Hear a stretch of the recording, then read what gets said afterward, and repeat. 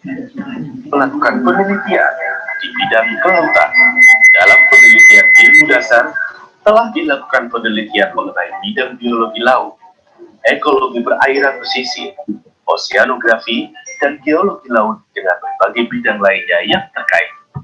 Sedangkan penelitian di bidang ilmu terapan telah dilakukan penelitian produk alam laut, budidaya biota laut, pencemaran, dan toksikologi, serta penginderaan jauh.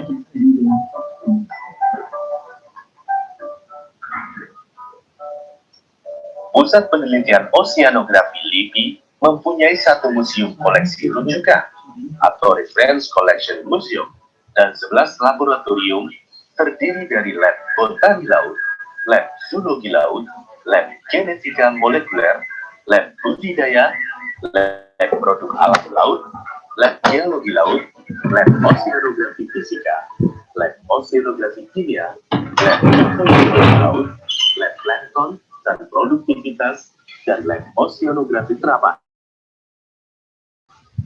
Dari 11 laboratorium tersebut, satu lab oceanografi kimia telah terakreditasi oleh Komisi Akreditasi Nasional atau KAN. Perluasan ruang lingkup laboratorium yang terakreditasi dan peningkatan kapasitas peralatan penelitian dilakukan agar kualitas pelayanan dan penelitian di satuan kerja ini meningkat dan mendapatkan hasil yang signifikan. Kapal riset Baruna Jaya 7 dan kapal riset Baruna Jaya 8 merupakan aset khusus dan memberikan kontribusi nyata terhadap hasil penelitian. Kapal Baruna Jaya 8 termasuk sebagai kapal riset tercanggih yang dimiliki Indonesia saat ini. Kapal ini memiliki alat yang disebut Simrad Planning System atau SPS dan juga dilengkapi beberapa sensor yang terletak di badan kapal bagian bawah untuk mengamati aspek fisika dan kimia laut.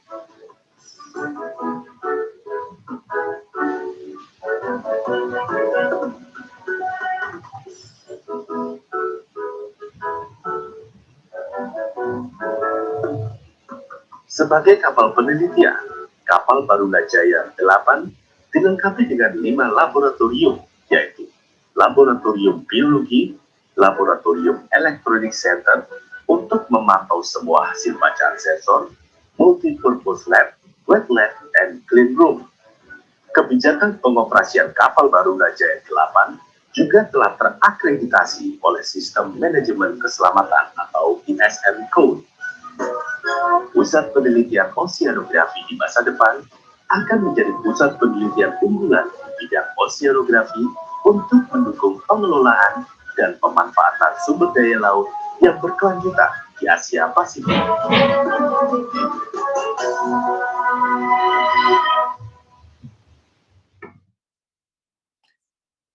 Selamat siang, selamat datang di acara Jatuh Cinta dengan Bumi edisi pertama. Saya Nila, Amara Nila dari Mata Cinta, berkesempatan memandu acara pada siang hari ini. Untuk itu, saya mengucapkan terima kasih untuk kehadiran dari teman-teman semua yang mau meluangkan waktu di siang hari ini untuk sama-sama kita berdiskusi sebetulnya dan mendengarkan dari pakar-pakar dari Lembaga Ilmu Pengetahuan Indonesia dan juga praktisi lapangan yang akan sebetulnya memberikan wawasan baru mudah-mudahan bagi kita semua, karena tentunya dalam rangka Hari Peduli Sampah Nasional, yaitu pada tanggal 21 Februari yang biasa kita peringati bersama, LIPI dan Mata Cinta ingin menyampaikan sesuatu, mungkin pesan pada masyarakat, bagaimana kita memperingati sesuatu sehingga mempunyai manfaat bagi kita semua. Ya, silakan slide.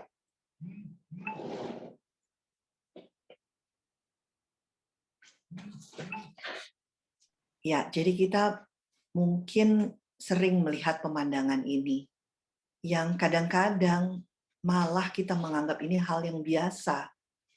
Kadang-kadang pula malah kita menganggap kalau tidak ada sampah ini justru aneh. Berarti mungkin tempat itu tidak berpenghuni. Nah, jadi ini pemandangan yang lazim sekali kita jumpai di tanah air kita belakangan ini tentunya. Jadi mungkin inilah 21 Februari dinobatkan istilahnya, diperingati sebagai Hari Peduli Sampah Nasional, tentu ada alasannya. Mungkin saya sedikit membuka dengan minta kita bersama-sama merenungkan apa yang dimaksud dengan memperingati Hari Peduli Sampah Nasional ini. Ya, silahkan slide. Ini pemandangan yang sering sekali kita lihat di sosial media. Bahkan mungkin kita bisa Google anytime melihat foto-foto ini. Miris, tapi kadang-kadang karena terlalu banyak kita melihat seperti ini, menjadi satu hal yang biasa. Kalau kita melihat di laut tidak ada sampah, mungkin malah kita menganggap hal yang luar biasa. Jadi ini pemandangan yang kita temukan sering di sosial media kita. Ya, mohon slide. Silakan. Nah, ini mungkin hanya mengingatkan kita semua bahwa plastik yang sebetulnya diciptakan oleh para ilmuwan dunia untuk kesejahteraan umat manusia tentunya. Misalnya di bidang kesehatan, di bidang kedokteran, betapa bermiliar manusia telah terselamatkan dengan teknologi diciptakannya plastik, yaitu kita punya kantong-kantong darah dari plastik, infus, mungkin jarum-jarum suntik kita yang sekali pakai buang karena memang itu dibutuhkan, itu sangat-sangat menolong umat manusia penemuan plastik ini. Sayangnya, tentu kita melihat diciptakan juga plastik-plastik yang memang konon kabarnya ini membantu kepraktisan kita dalam hidup ya. Jadi ada kantong plastik yang kita bisa sekali pakai bisa buang saja, jadi kita nggak usah repot-repot bawa tas besar-besar mungkin ya. Dan juga pembalut wanita, popok, dan yang terakhir adalah gaya hidup sedotan plastik. Di mana kita hanya memakainya kadang-kadang 1-2 menit saja. Tapi bila plastik sedotan ini masuk ke dalam alam, tidak ditaruh pada tempatnya, contoh di laut, itu membutuhkan waktu 200 tahun untuk hancur. Kita bisa lihat di sini hasil-hasil penelitian ilmuwan bahwa bagaimana plastik itu sebenarnya sangat-sangat bahan yang sangat berguna awalnya karena bisa menjadi bahan kemasan yang dapat kita andalkan dalam tentu membungkus makanan yang baik ya, packaging makanan yang baik sehingga tidak basi atau tidak teroksidasi. Tapi kenyataannya sekarang kita mengalami hal-hal seperti ini di laut kita. Mungkin beberapa penelitian malah menunjukkan ada yang styrofoam yang banyak di dasar laut, plastik bag, kantong plastik resek, bahkan yang terakhir kita mendengar bahwa sedotan plastik yang banyak dijumpai di spot-spot penyelaman di tanah air kita. Kita bisa lihat ya betapa lamanya plastik-plastik ini terdegradasi. Ya, silahkan. Mohon slide.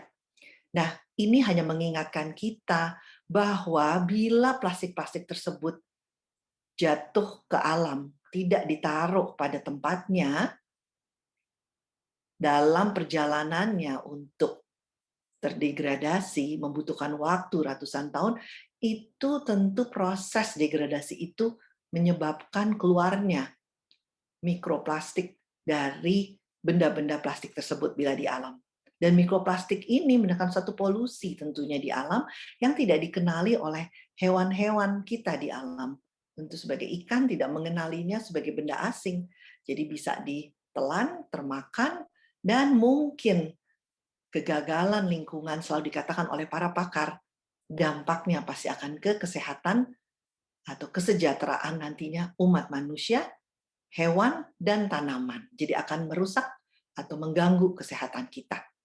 Ya, silakan slide. Jadi kadang-kadang ada sampai yang menggambar seperti ini. Kira-kira kita yakin nggak ikan yang kita makan itu betul-betul ikan sehat seperti yang selalu kita didengungkan di dunia kesehatan. Kita harus makan ikan laut kalau mau sehat karena kita mendapat omega 3-nya untuk pertumbuhan otak kita, yaitu 3 kali seminggu. itu memenuhi protein pertumbuh kembang seorang anak tentunya. Nah, tapi kalau kita mengalami laut kita yang tercemar seperti ini, apa tidak kita bertanya, jangan-jangan ikan kita juga sudah tercemar? Ya, silakan slide. Nah, ini suatu renungan saja bahwa Hari Peduli Sampah Nasional itu diperingati karena terjadinya bencana pada tahun 2005, 15 tahun yang lalu, lebih bencana di TPA Lewi Gajah Bandung, di mana terjadi ledakan dari timbunan sampah, yang tentu timbunan sampah yang isinya bermacam-macam dicampur antara organik dan organik yang menghasilkan gas metana yang gampang tentu meledak ya. Nah, terbakar dan ini menyebabkan longsornya dari timbunan sampah tersebut menutup atau menimbun 2 desa di sana sehingga menyebabkan 157 saudara-saudara kita tewas dari dalam bencana tersebut. Dan itu yang menyebabkan diperingati sebagai Hari Peduli Sampah Nasional. Setelah 15 tahun berselang, apa kabar tanah air kita sekarang? Semoga kita lebih baik ya. Tapi ini saya hanya menyitir suatu pendapat dari seorang anggota parlemen, seorang wanita yang mengatakan bahwa bagaimana kita mungkin mengurangi sampah-sampah laut yang menjadi pencemaran bagi kehidupan di laut tentunya. Mungkin yang didahulukan itu bukan teknologi atau engineering-nya, tapi justru harusnya engagement. Jadi bagaimana kita melibatkan masyarakat untuk mengerti, tentu dibutuhkan satu pendidikan, education yang baik, dan pemberdayaan setelah itu. Jadi kuncinya adalah justru pelibatan masyarakat. Tentu pelibatan perasaan di sini ada juga ya. Jangan sampai perasaan kita tumpul karena terlalu banyak melihat di sosial media atau di lingkungan kita sampah-sampah yang menggunung itu, sehingga mungkin anak-anak kita, cucu-cucu kita satu saat mungkin sudah tidak bisa lihat lagi sungai yang bersih, mata air yang bersih, sesuatu yang mereka tidak pernah lihat lagi. Jadi kalau tidak pernah melihat sesuatu yang indah dan bersih, bagaimana kita mau merawatnya? Silahkan slide berikut. Jadi mungkin acara pada hari ini kerjasama dengan LIPI dan Mata Cinta, kita ingin kita ubah cara pandang kita. Mungkin kita tidak lihat fokus sampahnya sampai memusuhinya, tapi coba kita ubah cara pandang kita untuk mengerti bahwa lingkungan kita awalnya diciptakan oleh Maha Kuasa seperti ini, betapa indahnya. Foto ini saya ambil dari Kak Hendro Hiu yang akan menjadi salah satu pembicara pada siang ini, di mana betapa indahnya kalau kita bisa melihat keindahan ini setiap saat di tanah air kita. Ya, silahkan slide.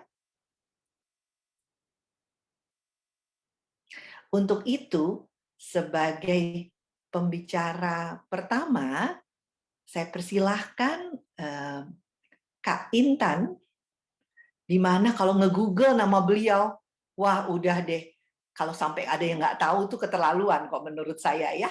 Nah, jadi mungkin saya izin untuk bacakan supaya makin kenal. Padahal kalau meng-google sudah bisa tahu Kak Intan itu siapa ya. Di mana Kak Intan Suci Nurhati PhD, beliau tuh adalah PLT Kepala Bidang Infrastruktur dan Sarana Penelitian Pusat Penelitian Oceanografi LIPI. Dari pendidikannya kita bisa melihat di sini bahwa beliau mendapat PhD di Georgia Institute of Technology di bidang tentunya USA Atmospheric Sciences with Certificate in Environmental Public, dan tentu disertasinya pasti menarik sekali ya kalau kita lihat, yaitu disertasinya mengenai pencatatan koral terumbu karang di daerah Pacific, Tropical Central Pacific ya, di mana kita bisa tanya nanti sama Kak Intan tuh, wah bisa jadi tahu mengenai temperatur laut, salinitasnya, di mana terjadi variabilitas tadi. Dan beliau ini juga mempunyai banyak penelitian-penelitian yang berkaitan dengan terumbu karang antara lain, yang ini akan menarik, akan dibicarakan, dan beliau adalah penulis utama dari laporan mengenai Intergovernmental Panel of Climate Change. Beliau juga seorang National Geographic Explorer. Dan kalau lihat nanti di TEDx atau di YouTube, beliau banyak sekali memberikan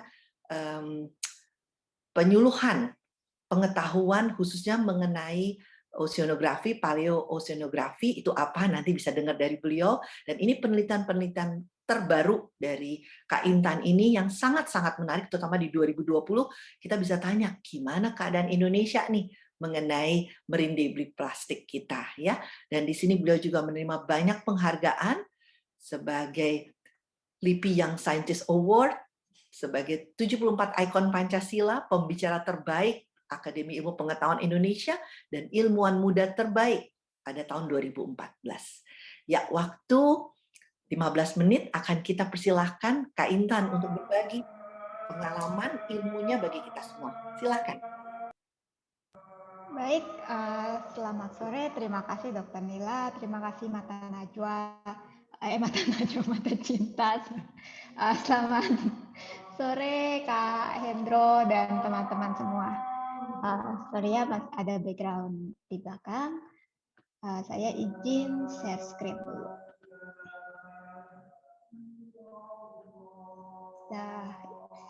Sudah kelihatan? Oke. Baik, beberapa hari lalu pasti banyaklah teman-teman yang merayakan Hari Valentine, Hari Kasih Sayang. Nah, kalau kita bicara tentang cinta gitu ya, sebenarnya kan banyak artinya. Dan mungkin tingkat tertinggi kalau kita bicara tentang cinta, itu adalah apa yang kita sebut unconditional love. Jadi cinta tanpa limit, tanpa batasan, dan bagi kebanyakan manusia dan bahkan juga binatang, unconditional love ini biasanya kita dapat dari sosok seorang ibu. Nah, dalam perjalanan karir saya sebagai oceanographer, saya makin hari makin menyadari betapa dekat artinya bumi, terutama laut, dengan ibu. Kita sering mendengar istilah Mother Earth gitu ya. Kenapa kita menyebut bumi itu sampai mengasosiasikan dengan ibu? Dan kalau dari kacamata saya sebagai saintis, kenapa laut ini layak memang sebagai sosok ibu? Karena dari kacamata penelitian, dari kacamata ilmuwan, kehidupan itu bermula di laut. Jadi saya sebagai orang geologi juga, kita mengestimasi umur bumi itu 4.5 billion years ago. Nah, tapi kehidupan mulai ada sekitar 3,5 billion years ago, dan itu adanya di laut. Jadi seperti rahim ibu ya, kehidupan dimulai dari situ. Nah, tapi sayangnya ketika manusia mulai dari merambah di daratan gitu ya, kita lupa laut. Kita sering bilang kita lupa daratan gitu, tapi sebenarnya kita harusnya tuh lupa lautan gitu.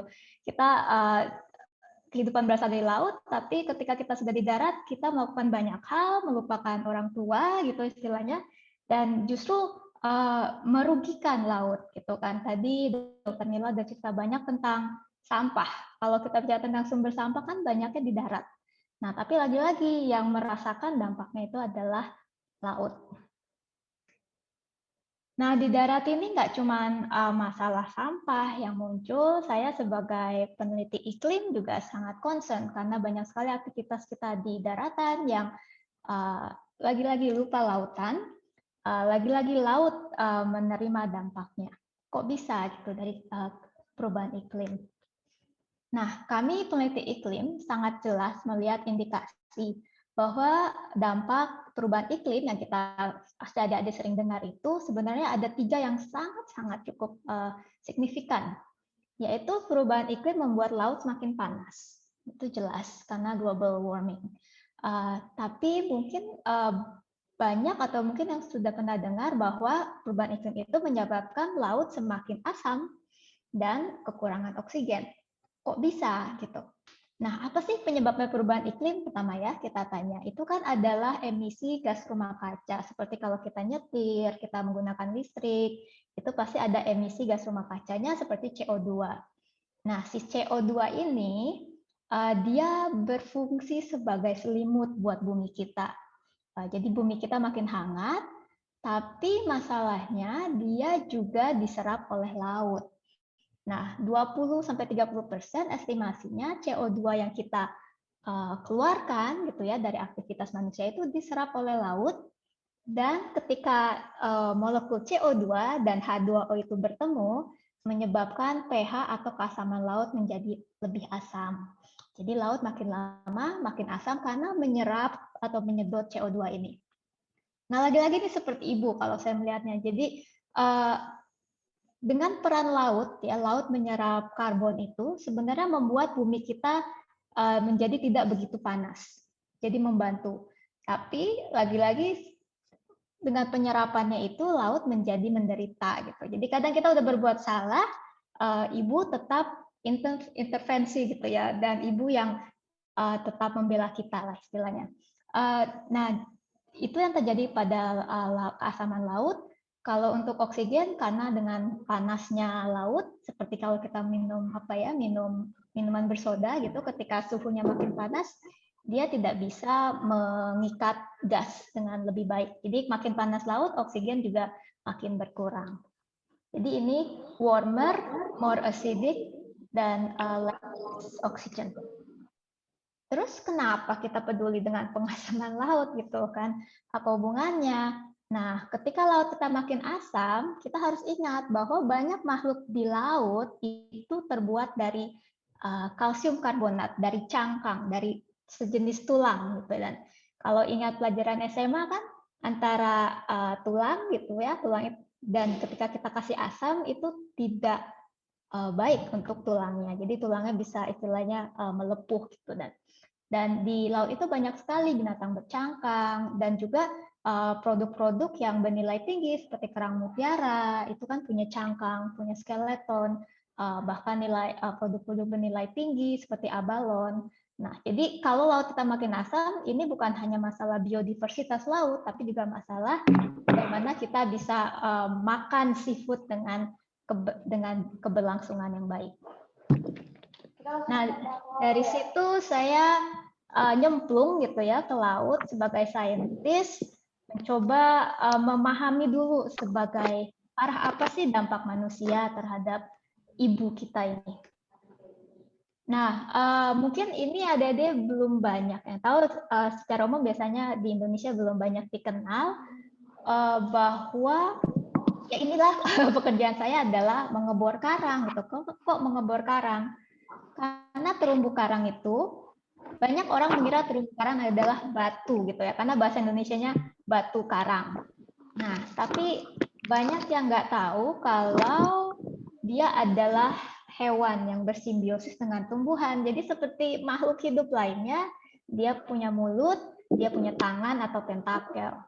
Nah, tapi yang banyak lebih nggak tahu lagi bahwa ini adalah buku sejarahnya laut, bahkan iklim di dunia. Kok bisa? Nah, ketika saya mensampel karang, itu karangnya saya bawa ke rumah sakit, gitu ya. Lalu kita mulai melihat garis-garis pertumbuhan karang. Jadi dari atas itu adalah saat ini, makin ke bawah masa lalu. Jadi ini adalah rekaman sejarah yang bisa kita ekstrak mengenai perubahan laut. Mungkin ada yang ingat atau berasosiasi bahwa ini mirip konsepnya dengan tree ring atau garis lingkar tahun kayu. Jadi kayu itu waktu kecil dia kan di tengah ya hidup umurnya, lalu dia makin besar, makin besar, makin besar. Dan kalau kita melihat garis-garis ini, kita bisa banyak belajar loh tentang iklim di masa lampau, misalnya saat-saat terjadi kekeringan, terjadi banjir. Ya kurang lebih itu yang terjadi di karang. Karang adalah tree ring of the ocean. Nah, ini kurang lebih prosesnya. Jadi saya mencari karang yang tua, yang besar. Nah, karang itu lalu kita ambil core-nya. Dan aktivitas ini tidak membunuh karangnya bisa tetap hidup. Saya pernah juga menjumpai lagi karangnya setelah beberapa tahun, karena pada dasarnya karang itu yang bagian hidupnya adalah bagian luarnya, selimutnya. Di dalamnya adalah tulang. Nah, tulang ini kalau buat saya justru sangat berguna untuk ilmu perubahan iklim. Nah, ini mungkin sedikit lebih teknis. Saya bilang bahwa karang itu adalah buku sejarah laut. Sejarah apa sih yang bisa didapat dari karang gitu kan? Uh, Kalau kita belajar kimianya karang, kita bisa kita tahu banyak hal. Kita bisa tahu temperatur di masa lampau. Kita bisa tahu curah hujan di masa lampau. Dan saya bicara masa lampau itu bulan kita lahir gitu. Saya bisa tahu bulan apa, tahun apa, temperaturnya berapa Celcius. Sedetil itu karang, kerennya karang itu. Dan kita juga bisa tahu tentang keasaman laut gitu. Dan ini adalah data-data yang buat orang iklim tuh nggak ada data panjangnya gitu. Kita udah caranya kita dapat data panjang adalah kalau ada time machine gitu, kita balik ke masa lampau, kita punya data. Tapi udah nggak ada time machine. Inilah cara kita untuk melihat ke belakang supaya kita bisa melihat ke depan lebih baik. Nah, jadi mungkin yang sebelah kiri ini agak teknis, tapi intinya adalah yang merah itu data temperatur yang kita bisa rekonstruksi dari karang, yang biru adalah data temperatur suhu dari satelit. Jadi istilahnya ini bagaimana karang itu komposisi kimianya bisa mencerminkan perubahan temperatur di masa lalu dengan sangat-sangat akurat gitu. Nah, selain peduli dengan perubahan lingkungan, tentu kita harus peduli sama karangnya sendiri.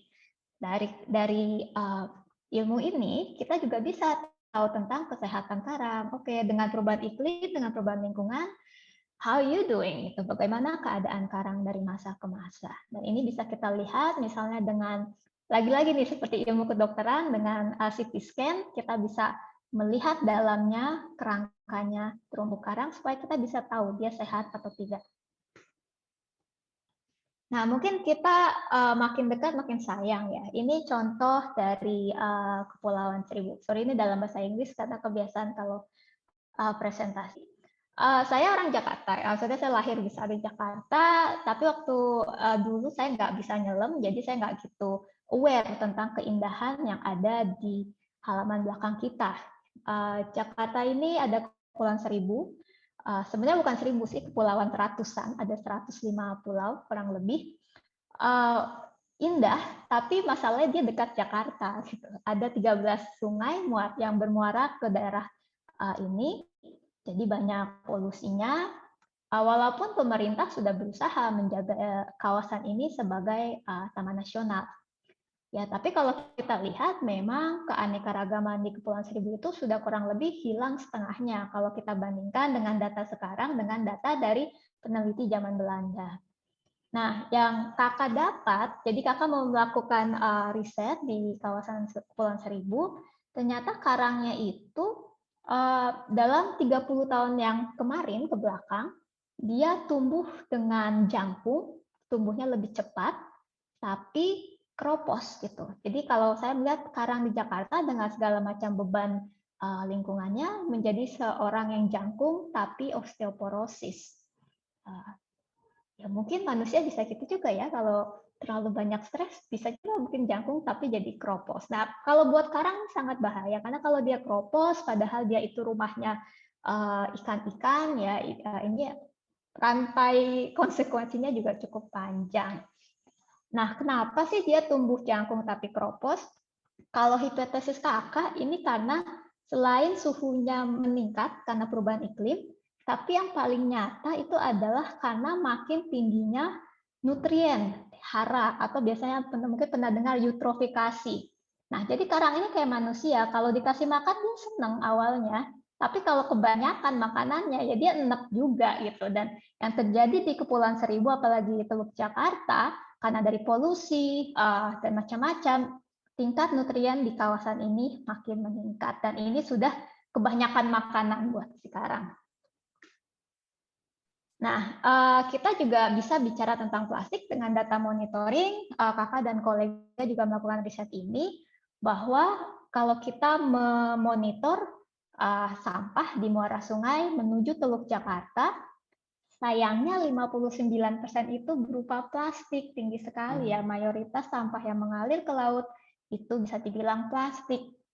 Tapi kita juga perlu jeli melihat plastik. Nggak semua plastik itu buruk. Malah Dokter Mila tadi bilang, awalnya ditemukan plastik itu untuk niat yang bagus gitu ya. Nah, plastik ini banyak yang bisa kita daur ulang, ya kan? Seperti botol minum, kalau kita daur ulang sebenarnya masih bisa, tapi walaupun lebih baik tidak menggunakan botol plastik gitu ya. Tapi yang lebih menarik adalah tidak semua plastik itu sama gitu. Plastik ada yang punya nilai buat pemulung seperti botol plastik, tapi ada yang benar-benar nggak ada nilainya seperti styrofoam, ya kan? Styrofoam kalau udah ada di lingkungan siapa yang mau mulungin? Nah ini sumpah menjadi sampah selamanya. Jadi bukan kita mengurangi plastik juga harus strategis gitu ya. Mana plastik yang harus lebih kita kurangi dari biasanya.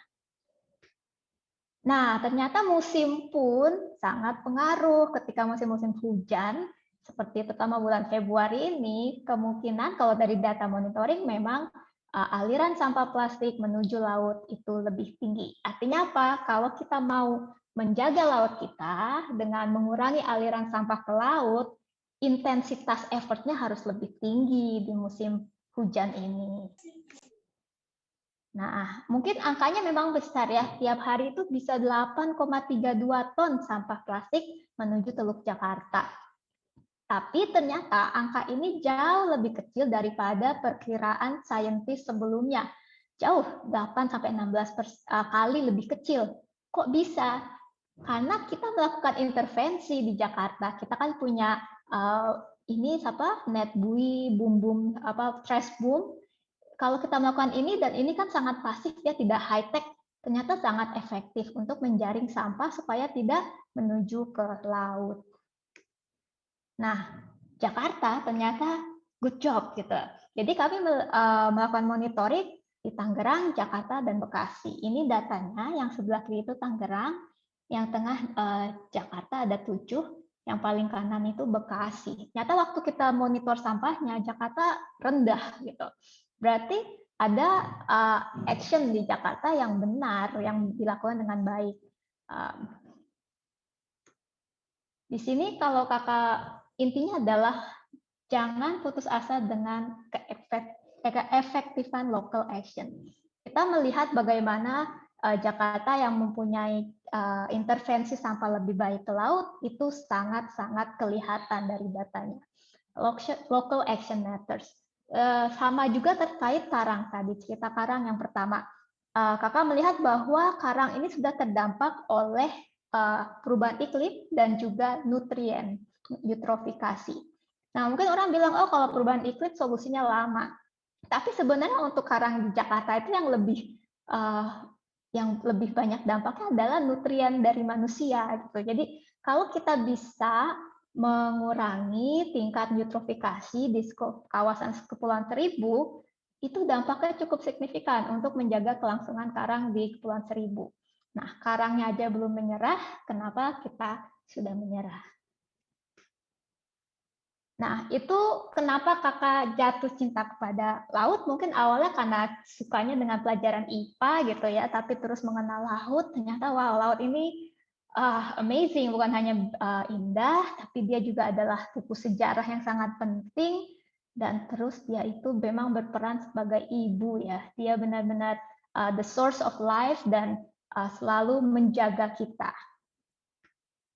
Nah, tadi di awal kakak bilang unconditional love is affection without limit, tanpa batas.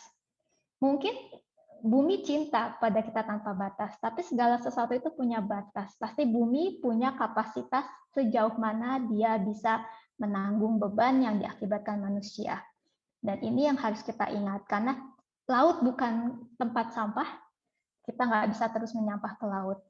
Dan pilihannya di tangan kita. Kita mau menginjak ibu kita, apa kita tetap menjaganya, walaupun kita tahu banyak aktivitas yang terjadi, tapi kita bisa terus menjaganya dan mengurangi dampak-dampak buruk bagi ibu kita ini. Jadi, it's definitely a place worth loving again. Terima kasih. Sekian dari saya. Ya, terima kasih Kak Intan untuk 15 menit kayaknya harusnya lebih lama ya kita dengerinnya ya. Saya sampai asyik banget gitu. Wah, ini kayaknya kita mesti tanggap lagi nih di edisi berikutnya ya, dari kacamata mana nih.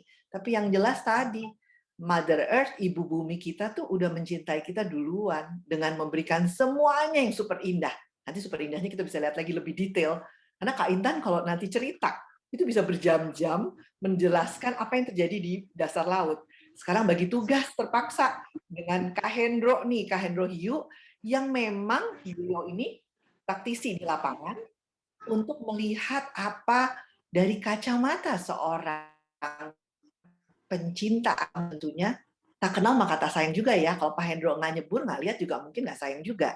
Nah ini yang hari ini kita mau bicarakan bahwa Kak Hendro ini seorang professional diver, penyelam profesional, dan beliau tuh juga video dan fotografer. Nanti lihat deh Instagramnya mau websitenya. Wah, udah bisa lama deh ngupek di situ bagus-bagus ya. Jatuh cintanya juga gara-gara dapet Nikon katanya. Wah, kita harus dikasih Nikon juga nih mungkin Pak ya. Nah, terus beliau ini juga sebetulnya kenapa menekuni? Tentu ada pengaruh juga dari di keluarga ya. Bagaimana menekuni satu bidang yang akhirnya menjadi profesional di bidang itu. Ya, silakan slide. Silakan slide. Nah, ketertarikan Kak Hendro ini pada keanekaragaman hayati bawah laut itu ternyata dimulai dan berlanjut hingga sekarang sebagai anggota penyelam padi. Kita tahu ya padi itu apa ya tentunya ya, dan menggabungkan antara minat dan cintanya sekaligus juga motretin deh, mendokumentasi apa-apa nih yang ada di laut. Makanya dibilang belum hidup kalau belum lihat isi perutnya laut ya, di seluruh kepulauan Indonesia, dan sebenarnya nggak di Indonesia aja ya Kak Hendro ya, di mana aja, tapi terutama di Indonesia. Dan beliau ini kalau dilihat nanti CV-nya sama kayak Kak Intan, membuat dalam 2 slide saja, saking panjangnya, meraih begitu banyak penghargaan juga di dunia fotografi, bisa lihat di sini. Tapi beliau ini senang ternyata bercerita, terutama waktu menjadi pembicara di World Ocean Day 2018, diundang oleh United Nations. Dan sebetulnya kalau dilihat nanti bisa lihat websitenya, bisa lihat Instagramnya, bisa tahu gitu sebetulnya kiprahnya di mana saja. Dan pendidikan terakhir beliau adalah di University of East London, Business Administration. Ya, waktu saya serahkan ke Kak Hendro untuk bercerita pada kita semua. Silakan. Terima kasih Mbak Nila. Ya, boleh dibantu ditampilkan slide-nya, Bu? Ya, sebentar. Oke. Halo teman-teman semua. Jadi pada kesempatan hari ini, saya itu sebetulnya orang yang senang jalan-jalan. Nah, jalan-jalan kemana aja sebenarnya. Tapi setelah saya baca-baca, kok kayaknya kalau belum bumi itu kan diselimuti oleh 70%-nya itu kan air kan. Jadi kalau saya kayaknya cuma jalan-jalan pergi ke negara A, B, C, kayaknya belum klop gitu loh. Kalau saya belum nyebur ke laut. Jadi saya memang menyelam dari usia muda, dari usia 13 tahun. Tapi saya belum jatuh hati ketika itu. Jadi saya masih pengen lihat dunia daratan seperti Aurora lah atau banyak tempat-tempat lainnya. Kemudian di laut ini saya jatuh cinta jadinya. Setiap liburan sekarang kita pengennya lihat keindahan bawah laut, terutama di Indonesia itu sendiri. Boleh di next slide, Bu?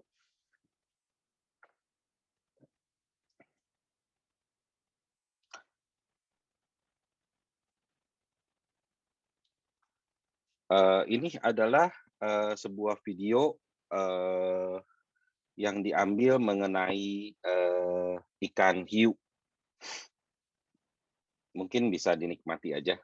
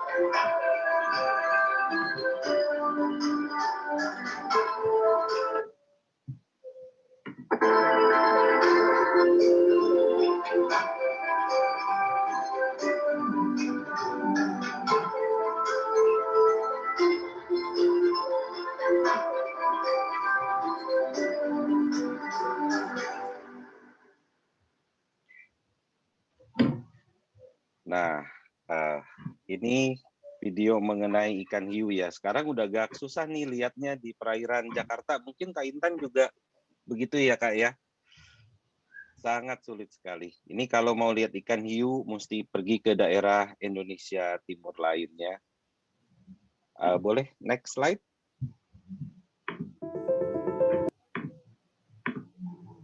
Nah, ini boleh next slide lagi?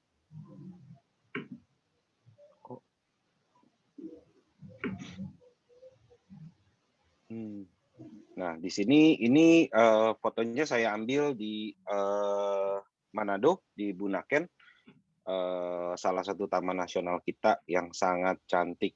Di situ bentuk lautnya itu wall dan banyak ditumbuhi oleh sifen-sifen. Boleh next?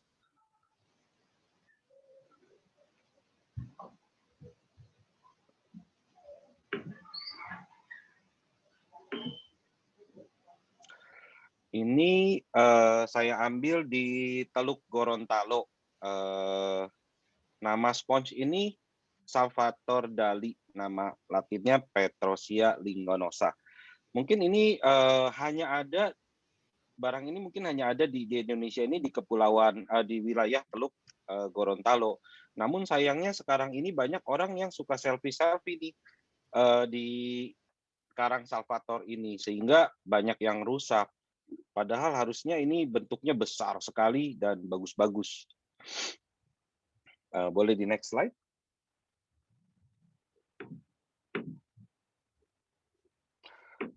Ini salah satu kekayaan kita, diambil dari wilayah timur Indonesia, Kepulauan Biak. Ini adalah salah satu peninggalan Perang Dunia Kedua. Ini adalah salah satu kapal Catalina, pesawat tempur. Dan sekarang sudah ditumbuhi oleh koral-koral. Boleh next slide? Ini adalah pintu kota. Lokasinya di sebelah selatan Ambon. Dan ini sangat cantik sekali. Boleh next slide?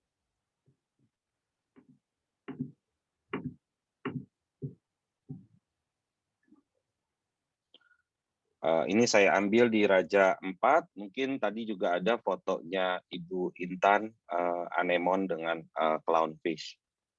Boleh next slide?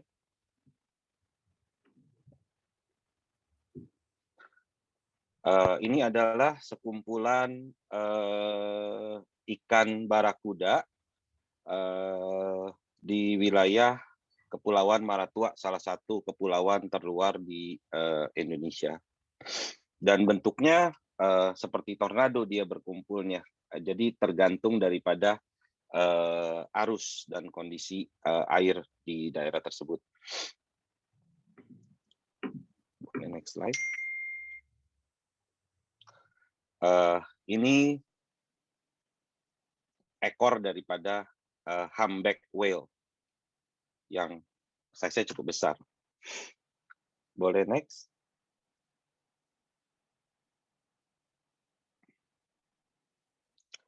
Ini potret dari samping humpback whale dan ibu dan anaknya. Mungkin sedang cruising berdua. Ini adalah salah satu ikan yang paling besar mungkin di dunia, ini blue whale. Di perairan kita juga ini sering melintas di wilayah Banda, Sangir Talaut, dan juga terkadang masuk ke Teluk Manado. Boleh next?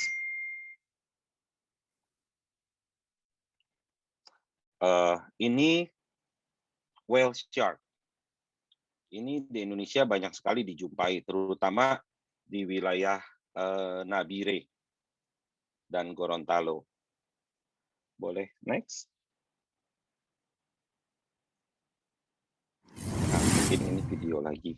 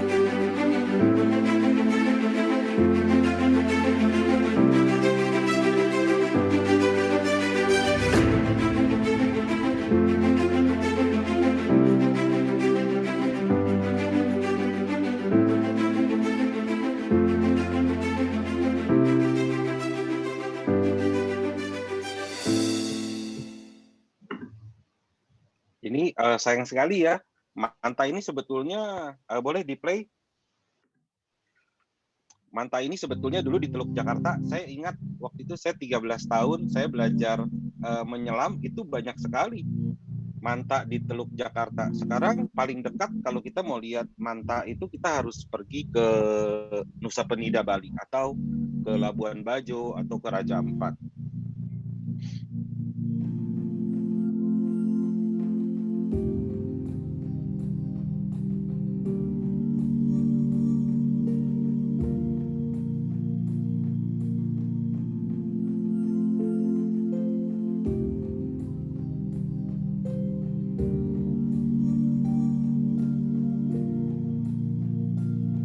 Ini penyu biasanya salah satu korban dari keganasan kantong plastik, karena biasanya mereka senang makan ubur-ubur. Jadi bentuk kantong plastik yang terbang di lautan itu mereka anggap sebagai ubur-ubur, dan biasanya mereka paling sering terjerat ubur-ubur kantong plastik itu. Boleh next slide.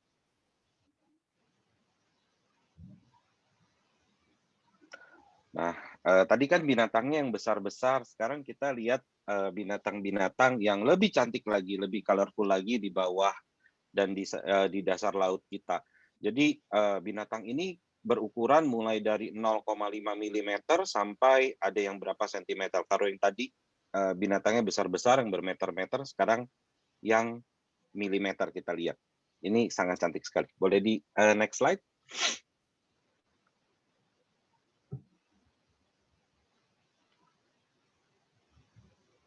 Nah, ini adalah Nudibranchia. Nama keluarganya, namanya sendiri, nama ilmiahnya Constaciella uroshimae. Ini size-nya ini kecil sekali, 0,5. Jadi kalau kita menyelam, mau lihat ini dengan mata telanjang, sulit. Paling tidak harus membawa kaca pembesar atau menggunakan kamera dengan perbesaran khusus. Boleh next slide.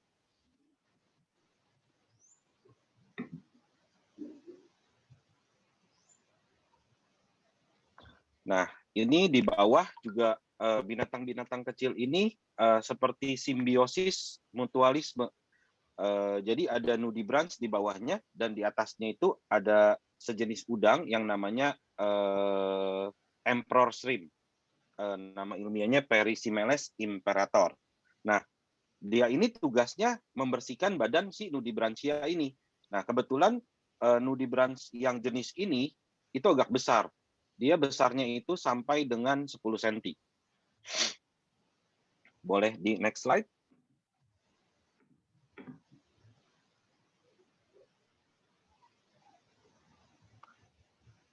Ini juga masih satu keluarga dengan Nudibranchia. Di Nudibranchia namanya itu adalah Eubranchus. Karena biasanya nama latinnya itu diambil dari nama tempat tinggal atau ekosistemnya, habitatnya. Boleh next slide.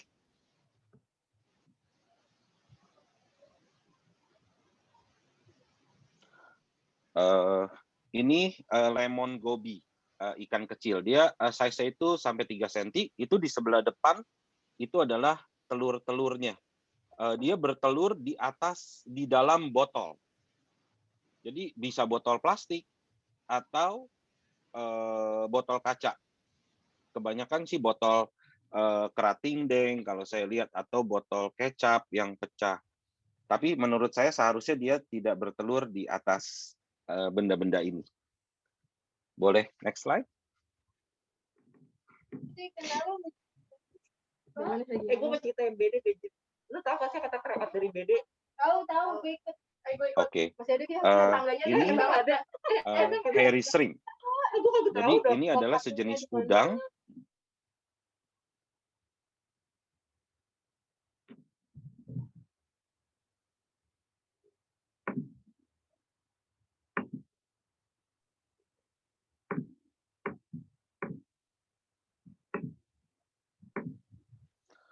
Boleh next slide.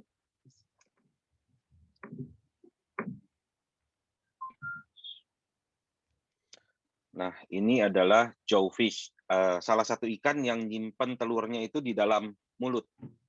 Dan dia biasanya ada di dalam lubang. Indah kan?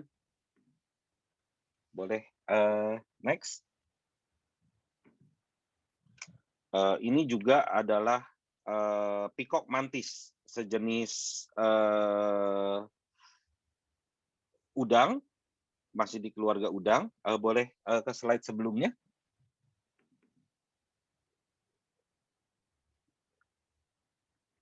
Dan itu di bagian bawah itu adalah telurnya, yang jumlahnya sangat banyak. Boleh next slide.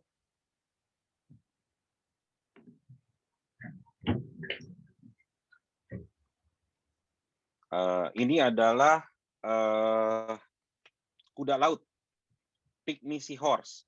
Ini juaranya kamuflase. Jadi kalau dia udah di sea vent, ada di sea vent, itu kalau kita kedip sedikit, kita udah nggak bisa cari lagi dia. Padahal dia ada di situ. Tapi kita nggak bisa cari dia. Sulit sekali untuk cari dia.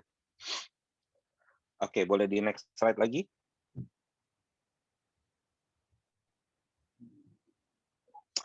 Ini ikan Nemo, pasti udah pada tahu lah ya, pada senang videonya semuanya. Boleh next lagi.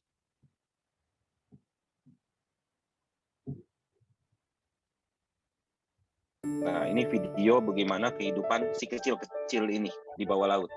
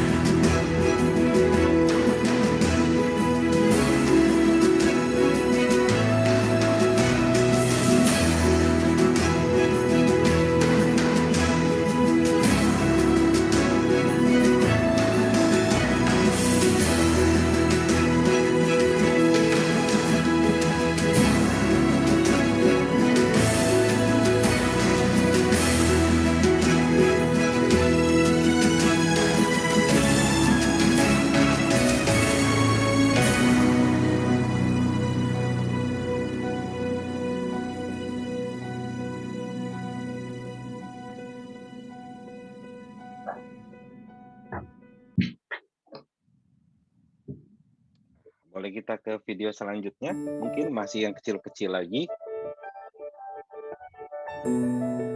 Kayaknya next slide.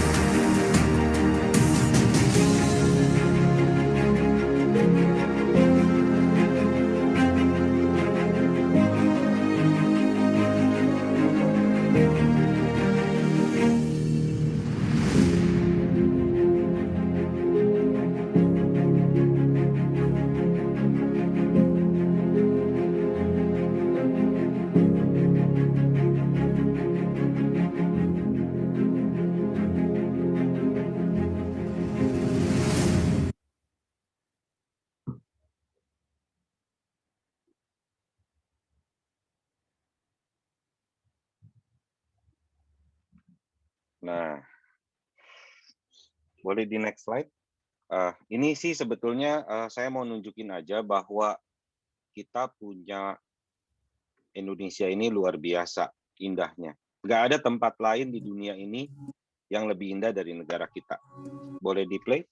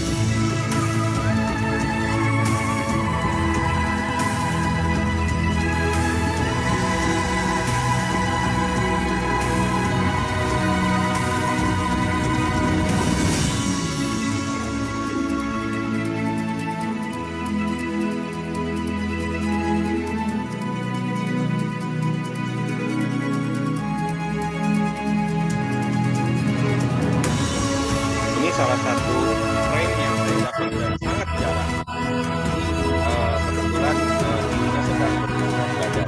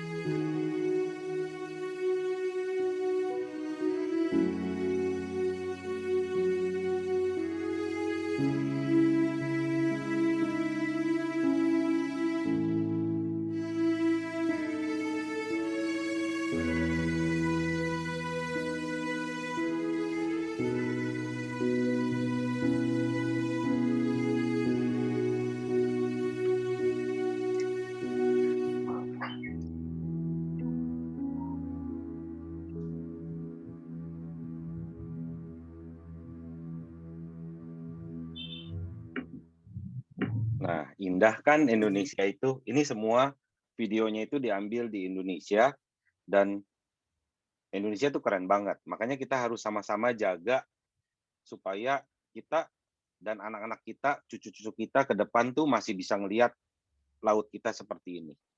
Karena mungkin laut itu the last resources. Boleh coba di next slide saya ada sedikit foto-foto dan beberapa gambar mengenai sampah yang ada di dasar laut.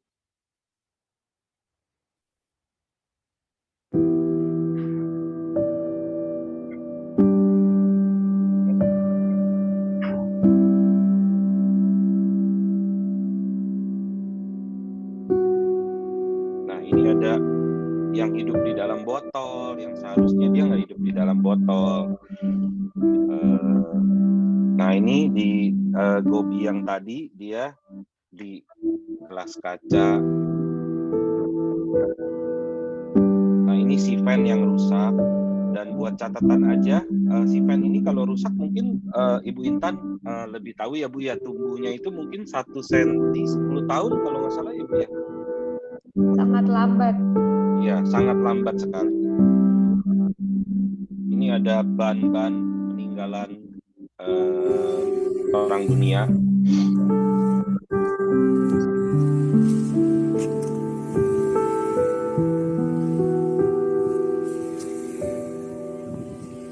Ini video sampah-sampah di pantai Malalaya yang terbawa dari sungai.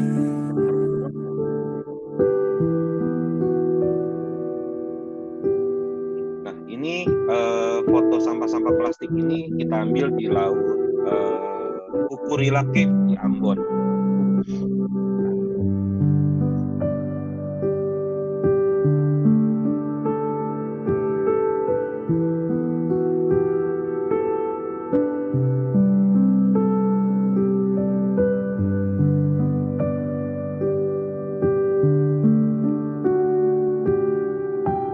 Ini ada bungkus rokok.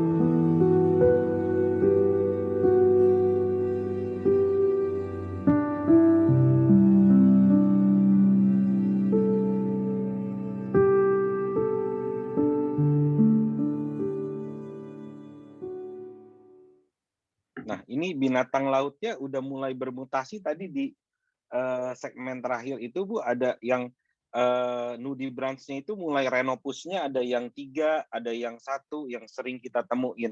Yang seharusnya kan dia 2 gitu. Jadi udah mulai banyak gitu yang aneh-aneh sekarang binatangnya.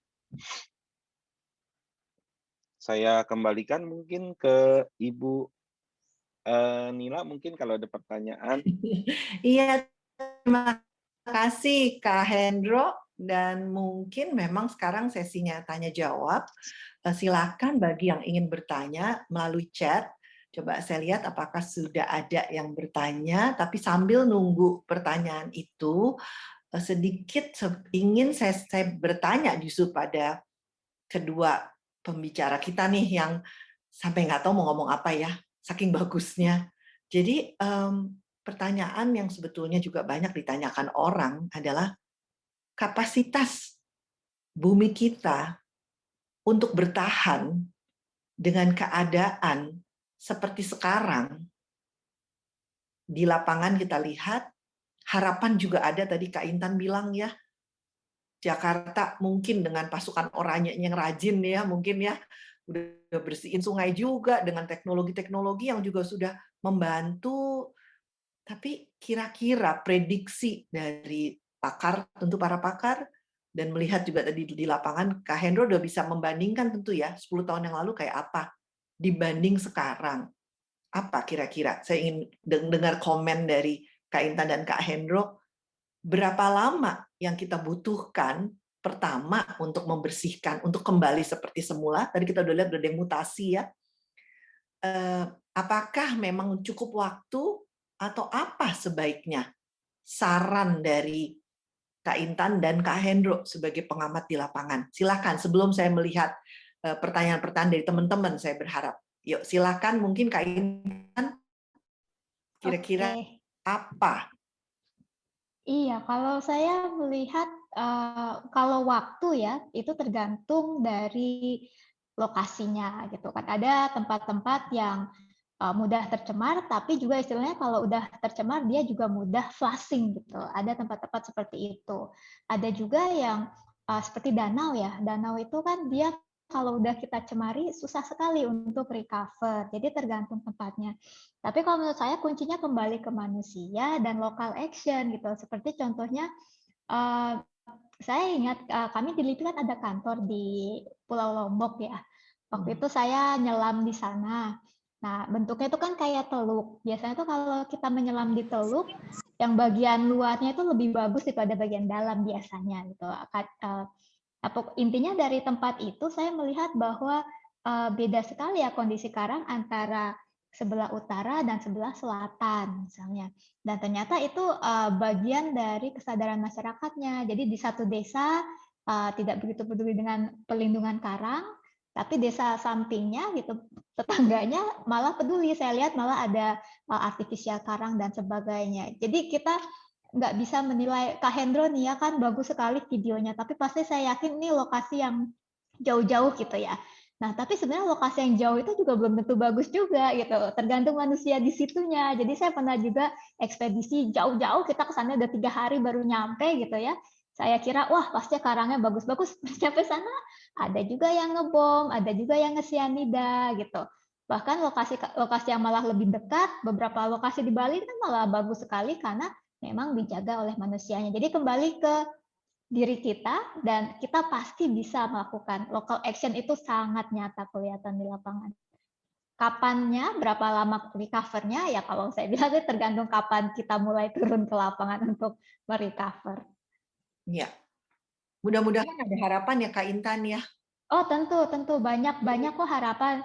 Saya selalu bilang pasti harapan. Kalau mau melihat negatif bisa, memang kalau tergantung cara berpikir kita ya. Tapi contohnya ya di Amerika Serikat itu dulu aja kan sungai-sungainya begitu tercemar sampai bisa kebakaran di sungai gitu ya. Gimana gitu sampai separah itu. Tapi kan kita tahu sendiri sekarang Amerika seperti apa. Nah, jadi kalau saya selalu ada harapan selama kita menyadari itu perbuatan kita bisa merubahnya cepat.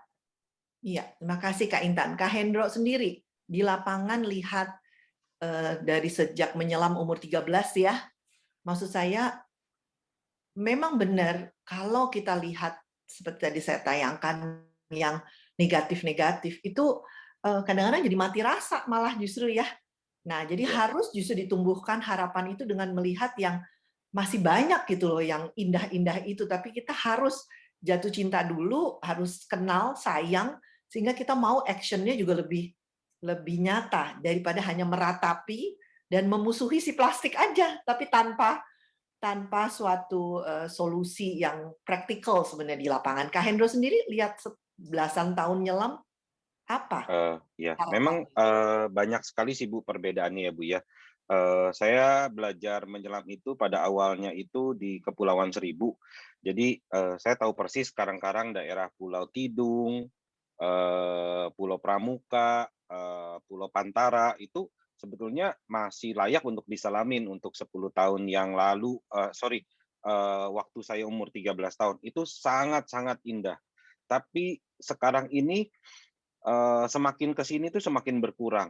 Dulu kita masih bisa ngelihat yang namanya manta ataupun, 1, 2 ekor penyu, sekarang tuh sudah hampir-hampir nggak ada. Kalau mau lihat binatang-binatang yang bagus-bagus, besar-besar begini ya mungkin harus ke tempat yang, less pollution gitu loh, Bu. Karena, terlalu dekat sama ibu kota juga mungkin, satu sisi ekonominya terbantu, tapi juga, secara sampah tidak tertahankan gitu. Apalagi mungkin kalau ada teman-teman penyelam yang hadir di sini, di salah satu di Pulau Seribu itu ada salah satu rek cantik di, dekat Pulau Pari, kedalaman 40 meter. Sekarang itu visibility-nya luar biasa jelek sekali. Dulu itu terang benderang, Bu, dan di situ dulu ikannya tuh besar-besar, nggak perlu orang perlu jauh-jauh cari. Sekarang tuh semakin hari, kita nyelam tuh semakin jauh kita pergi ke timur. Mungkin karena di timur, eee, ekonominya masih kurang, sehingga mungkin turis juga jarang datang, pariwisatanya kurang gitu. Tapi sebagai catatan aja, turis-turis di dunia itu sangat-sangat merindukan yang namanya Raja Empat, Komodo, dan kita juga lihat di Komodo dan di Raja Ampat sendiri sekarang juga bukannya tanpa sampah, sudah ada, tapi mungkin masih sedikit. Nah, meningkatnya pariwisata di suatu daerah itu kadang-kadang tidak memberikan efek ekonomi saja, tapi pariwisata itu juga di belakangnya itu dia bawa sampah, dan itu harus bisa di-manage oleh warga di sekitar sana yang terutama menikmati ekonominya, dan juga mungkin harus dibantu juga dengan pemerintah, edukasi-edukasi Kak, atau disiapkan fasilitas lainnya. Begitu, Iya. Bu. Iya, makanya kelihatannya panjang, tapi tetap kita harus yakin ada harapan. Saya sangat berharap dari yang hadir siang ini, kalau lihat seperti tadi, pertanyaannya cuma, itu makhluk-makhluk cantik itu bertahan berapa lama lagi ya? Dengan serbuan sampah kita, dan sampahnya bukan sampah yang esensial ya, misalnya kayak sedotan. Sedotan plastik itu dulu diciptakan di dunia kedokteran ya, sebenarnya untuk orang-orang sakit yang habis operasi ya, tapi jadi gaya hidupnya ya tadi ya, terus dipakai semenit dibuang, tapi tadi dibuang tidak pada tempatnya, tidak ditaruh pada tempat, dan yang menderita dari kita lihat 200 tahun dia baru bisa hancur. Nah di sini kita lihat ada beberapa yang sudah bertanya, pertanyaannya ada yang menarik-menarik nih. Kenapa coba saya ingin sekali teman-teman bertanya, mumpung susah banget loh ngumpulin dua pakar kita ini yang saya aja susah banget ngejar-ngejar berdua ini. Dan kalau mau bertanya, saya sampai dorong harus bertanya. Mata Cinta sampai kasih ini. Ini namanya giant poster, ukurannya 1 meter untuk diwarnain. Jadi kalau diwarnain, semuanya bisa tahu ada apa aja nih di Indonesia ya. Dan di sini pun juga ada ular tangganya lagi, kenal Indonesia. Semoga makin sayang. Nah, pertanyaan yang paling menarik bisa dapat hadiah itu, sampai saya harus dorong supaya bertanya nih. Nah, di sini ada yang bertanya, mengapa dari Farah Syabrina bertanya, mengapa ke Kak Intan? Mengapa terumbu karang dapat menjadi acuan untuk menentukan suhu laut pada waktu lampau? Kira-kira apakah ada perbedaan morfologi seperti perbedaan warna pada terumbu karang dengan suhu laut yang berbeda-beda? Terima kasih. Silakan Kak Intan. Siap, terima kasih Farah Sabrina ya. Jadi kalau untuk suhu di karang, itu terkait cara dia merespon. Jadi gini, karang itu kan terbuat dari kalsium gitu ya, dari seperti bahannya kita tulang. Nah, komposisi kimianya itu ketika misalnya suhunya memanas, itu akan berubah gitu komposisinya ke satu sisi. Nanti kalau suhunya turun, dia komposisinya berubah lagi ke sisi lain. Nah, dari perubahan komposisi itu kita bisa menjadikan itu indikator ketika suhunya panas atau enggak dingin. Nah, itulah kenapa kita bisa mengukur kimia gitu. Buat mungkin teman-teman yang suka pelajaran kimia kaget juga gitu, gimana kita mengukur kimia di karang tapi itu bisa menjadi indikator perubahan suhu.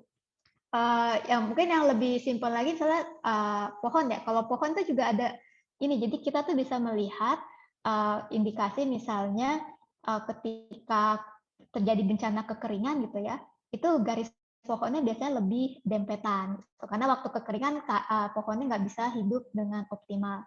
Nanti kalau misalnya terjadi curah hujan yang lebih tinggi, itu ketebalan itunya garis tahunannya lebih tebal seperti itu. Tapi kalau pohon itu kan lebih ke fisiknya gitu ya, tebal tipis. Nah, kalau sekarang ini lebih ke komposisi kimianya yang biasa kita sebut adalah komposisi geokimia gitu. Seperti itu. Menjawab apa masih kurang clear dari Farah?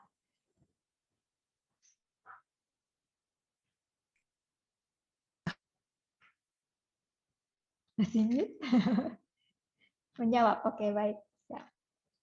Mudah-mudahan terjawab ya. Kalau nggak terjawab, boleh nanti email. Ya, nanti kita kasih email ke Mata Cinta bisa untuk disampaikan ke Kak Intan. Ada satu lagi karena waktu, tapi ini menarik pertanyaannya juga dari Mbak Siti Nurul Aini. Dengan adanya anthropogenic disturbance yang terus meningkat seiring bertambahnya populasi manusia, menurut Mbak Intan, dengan respons sekarang yang tumbuh cepat tapi keropos, apakah memungkinkan kalau terumbu karang akan punah? Kalau punah mungkin, karena bukan hanya dari nutrien, dari suhu, juga dari perubahan iklim.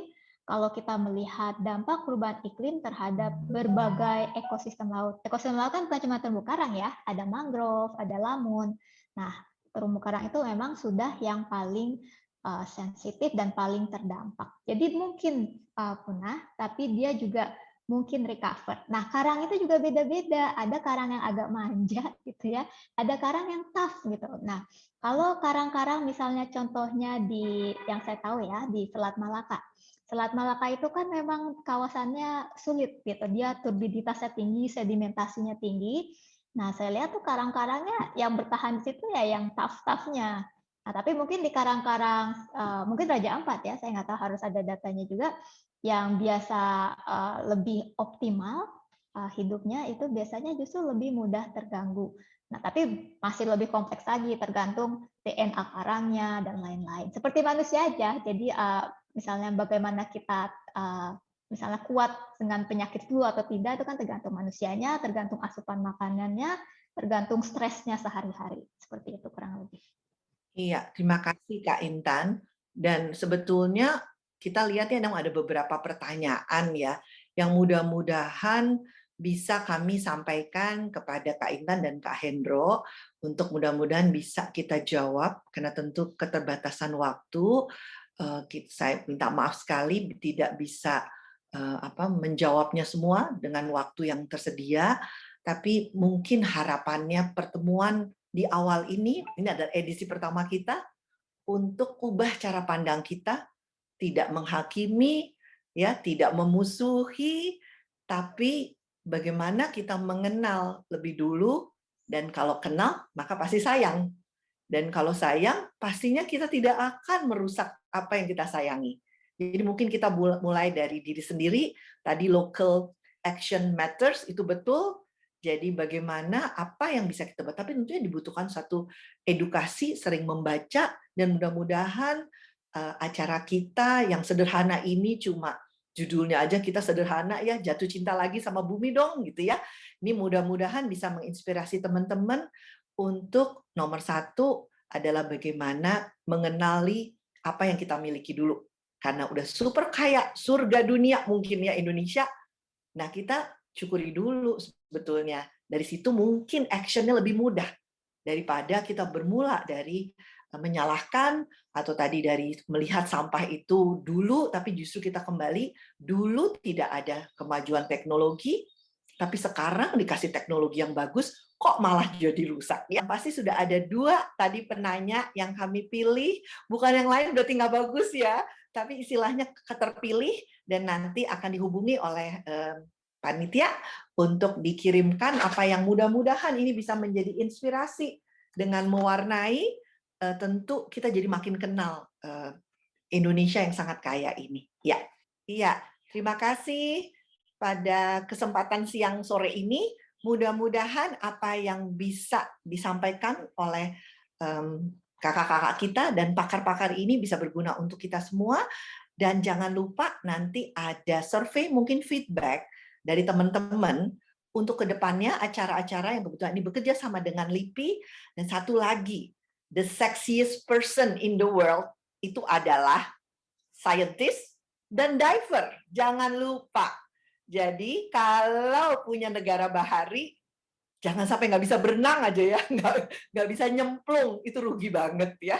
Nah, jadi mungkin sampai kita ketemu di edisi berikut, edisi 2, yaitu setiap tanggal 17, tiap bulannya, kami Jatuh Cinta Lagi dengan Bumi akan hadir, bekerja sama dengan Lembaga Ilmu Pengetahuan Indonesia, LIPI, dan untuk itu tentu peran serta teman-teman untuk membuat acara ini tetap berlangsung sangat-sangat dibutuhkan.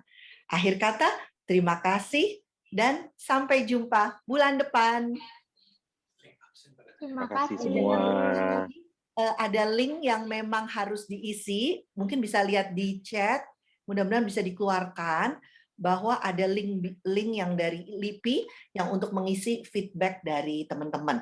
Dan siapa yang mengisi tentu kami akan mengirimkan, ini sertifikat ini bukan akreditasi ya, jadi sertifikat itu cuma kehadiran kita pada di acara ini. Siapa tahu berguna nanti ya untuk melamar kerjaan ke LIPI ya Kak Intan. Jadi, Amin. jadi diisi aja, link bio-nya sudah bisa lihat ya. Nah, itu juga ada dari Jatuh Cinta, ada feedback di lipi.go.id, diisi aja dan kami akan kirimkan ke email address teman-teman. Jadi akhir kata terima kasih dan sampai jumpa bulan depan. Mudah-mudahan semua jatuh cinta ya hari ini. Ya. Salam. Salam semua. Terima kasih Bu Mila. Bu Mila. Sehat selalu.